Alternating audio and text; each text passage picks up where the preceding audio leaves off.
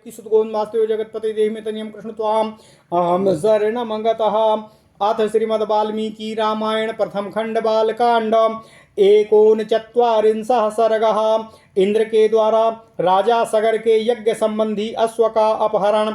सगर पुत्रों द्वारा सारी पृथ्वी का भेदन कर देवताओं का ब्रह्मा जी को यह सब समाचार बताना। ओम नमः शिवाय, ओम नमः शिवाय, ओम नमः शिवाय, ओम नमो भगवते वासुदेवाय। ओम देवकी सुत गोविंद वासुदेव जगतपते देहि मे तनियम कृष्ण त्वाम अहम शरणं गतः। विश्वामित्रवचः श्रुत्वा कथान्ते रघुनन्दनः उवाच परमप्रीतो मुनिं दीप्तमिवानलम्। श्रोतुमिच्छामि भद्रं ते विस्तरेण कथामिमां पूर्वजो अमे कथं ब्रह्मन् यज्ञं वै समुपाहरत। तस्य तद्वचनं श्रुत्वा कौतूहलसमन्वितः विश्वामित्रस्तु काकुत्स्थमुवाच प्रहासन्निव। श्रूयतां विस्तरो रामो सगरस्य महात्मनः शङ्करश्वासुरो नाम्ना हिमवानिति विश्रुताः। विन्ध्यपर्वतमासाद्य निरीक्षेते परस्परं तयोर्मध्ये समभवद यज्ञः सा पुरुषोत्तमा। सा हि देशो नरव्याघ्र प्रशस्तो यज्ञकर्मणि तस्याश्वचर्या काकुत्स्थ दृढ़धन्वा महारथा। अंशुमान करोत् तात सगरस्य मते स्थितः तस्य पर्वणि तम यज्ञं यजमानस्य वासवः। राक्षसीं तनुमास्थाय यज्ञीया स्वमपाहरत।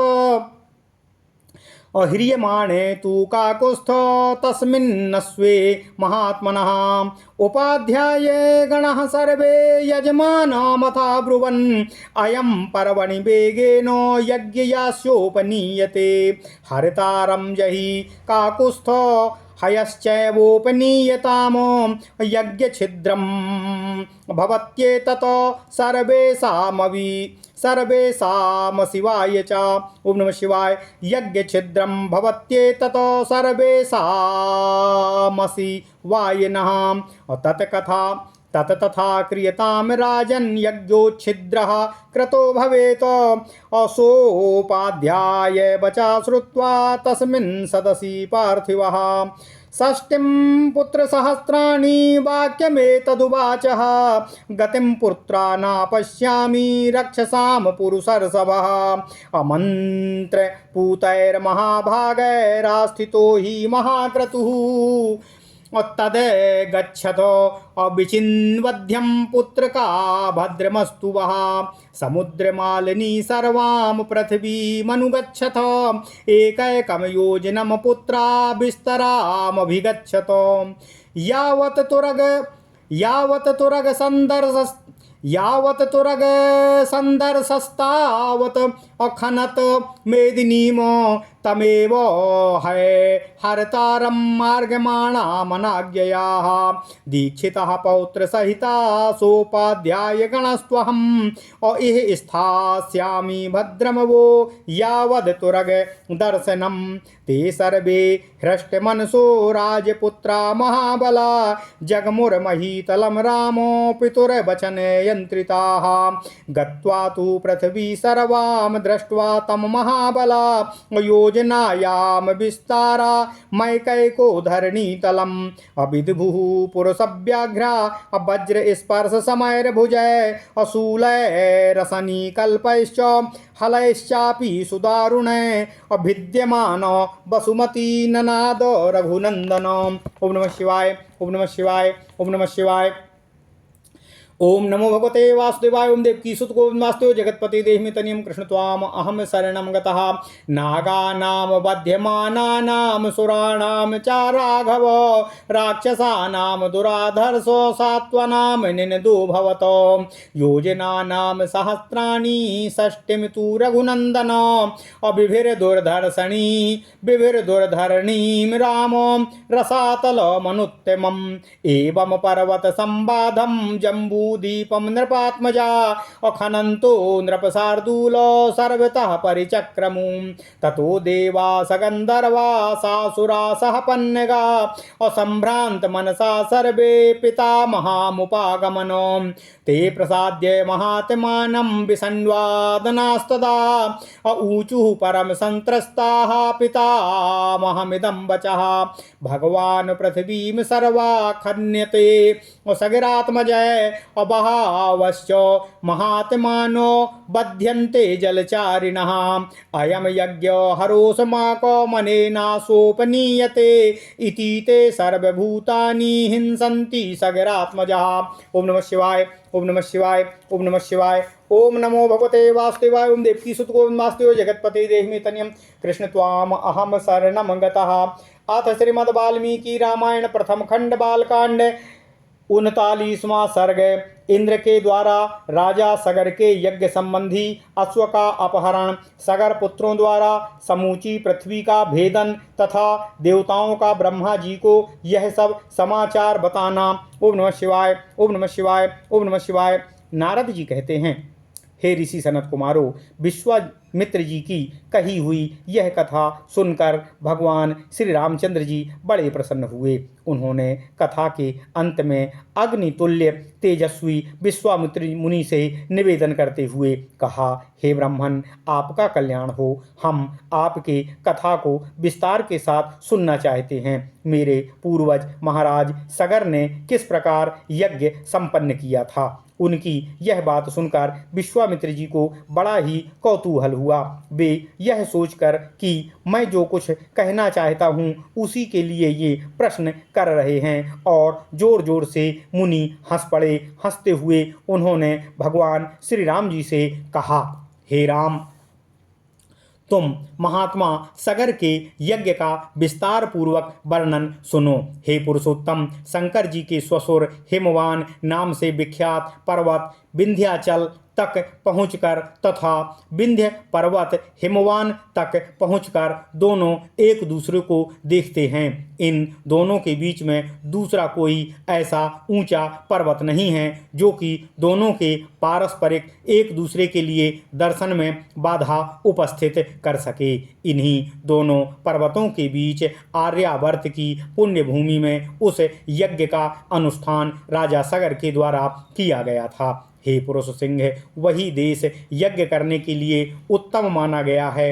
हे तात, हे काकुस्थ कुल नंदन, राजा सगर की आज्ञा से यज्ञीय अश्व की रक्षा का भार सुदृढ़ धनुर्धर महारथी अंशुमान ने स्वीकार किया था। ओम नमः शिवाय। परंतु पर्व के दिन यज्ञ में लगे हुए राजा सगर के यज्ञ संबंधी घोड़े को इंद्र ने राक्षस का रूप धारण करके हरण कर लिया। हे काकुस्थ कुल नंदन महाप्रभु, हे राम, महामना सगर के उस अश्व का अपहरण होते समय समस्त ऋत्विजों ने यजमान सगर से कहा, हे काकुस्थ कुल नंदन, आज पर्व के दिन ही कोई इस यज्ञ संबंधी अश्व को चुराकर बड़े वेग से लिए जा रहा है। आप चोर को मारिए और अपना अश्व वापस ले आइए, नहीं तो यज्ञ में विघ्न पड़ जाएगा और वह हम सब लोगों के लिए अमंगल का कारण होगा। हे राजन, आप ऐसा प्रयत्न कीजिए जिससे वह यज्ञ बिना किसी विघ्न बाधा के परिपूर्ण रूप से संपन्न हो। उस यज्ञ सभा में बैठे हुए राजा सगर ने उपाध्यायों की बात सुनकर अपने 60,000 पुत्रों से कहा, हे पुरुष प्रवर पुत्रों, यह महान यज्ञ वेद मंत्रों से पवित्र अंतःकरण वाले महाभाग महात्माओं द्वारा संपादित हो रहा है। अतः यहाँ राक्षसों की पहुँच हो ऐसा मुझे दिखाई नहीं देता है। अतः यह अश्व चुराने वाला कोई देवकोटि का ही पुरुष लगता है। अतः हे पुत्रों, तुम लोग जाओ, घोड़े की खोज करो, तुम्हारा कल्याण हो। समुद्र से घिरी हुई इस सारी पृथ्वी को छान डालो, एक एक योजन विस्तृत भूमि को बांटकर उसका चप्पा चप्पा देख डालो। जब तक घोड़े का पता ना लग जाए तब तक मेरी आज्ञा से इस पृथ्वी को खोदते रहो। इस खोदने का एक ही लक्ष्य है कि उस अश्व को और चोर को ढूंढ निकालना है। मैं यज्ञ की दीक्षा ले चुका हूँ, अतः स्वयं उसे ढूंढने के लिए नहीं जा सकता हूँ। इसलिए जब तक उस अश्व का दर्शन ना हो तब तक मैं उपाध्यायों और पौत्र अंशुमान के साथ यहीं विद्यमान रहूँगा। हे भगवान श्री राम, विश्वामित्र जी कहते हैं, पिता के आदेश रूपी बंधन से बंधकर वे सभी महाबली राजकुमार मन ही मन हर्ष का अनुभव करते हुए भूतल पर विचरने लगे। समूची पृथ्वी का चक्कर लगाने के बाद भी उस अश्व को ना देखकर उन महाबली पुरुष सिंह राजपुत्रों ने प्रत्येक के हिस्से में एक एक योजन भूमि का बंटवारा करके अपनी भुजाओं द्वारा उसे खोदना आरंभ किया। उनकी उन भुजाओं का स्पर्श वज्र के स्पर्श की भांति दुसह था। हे रघुनंदन, विश्वामित्र जी कहते हैं, उस समय वज्र तुल्य शूलों और अत्यंत दारुण हलों वाले सब ओर से विदीर्ण हो जाती हुई वसुधा अंतर्नाद करने लगी। हे रघुवीर, विश्वामित्र जी कहते हैं, उन सगर पुत्र 60,000 राजकुमारों द्वारा मारे जाते हुए नागों, असुरों, राक्षसों तथा दूसरे दूसरे प्राणियों का भयंकर आर्तनाद गूंजने लगा। हे रघुकुल को आनंदित करने वाले प्रभु श्री राम, उन्होंने 60,000 योजन की भूमि खोद डाली, मानो वे सर्वोत्तम रसातल का अनुसंधान कर रहे हों। हे नृपश्रेष्ठ, इस प्रकार पर्वतों से युक्त जम्बूद्वीप की भूमि को खोदते हुए वे सभी राजकुमार सब ओर चक्कर लगाने लगे। इसी समय गंधर्वों, असुरों और नागों सहित संपूर्ण देवता मन ही मन उद्वेलित हो उठे और ब्रह्मा जी के पास गए। उनके मुख पर विषाद सा छाया हुआ था। वे भय से अत्यंत संत्रस्त हो रहे थे। उन्होंने महात्मा ब्रह्मा जी को प्रसन्न करके उनसे इस प्रकार निवेदन किया, हे भगवान, सगर के पुत्र इस संपूर्ण पृथ्वी को खोदे डाल रहे हैं और बहुत से महात्माओं तथा जलचरी जीवों का भी वध कर रहे हैं। यह हमारे यज्ञ में विघ्न डालने वाला है। यह हमारा अश्व चुरा कर ले जाता है। ऐसा कहकर वे सगर के पुत्र संपूर्ण प्राणियों की हिंसा कर रहे हैं। ओम नमः शिवाय।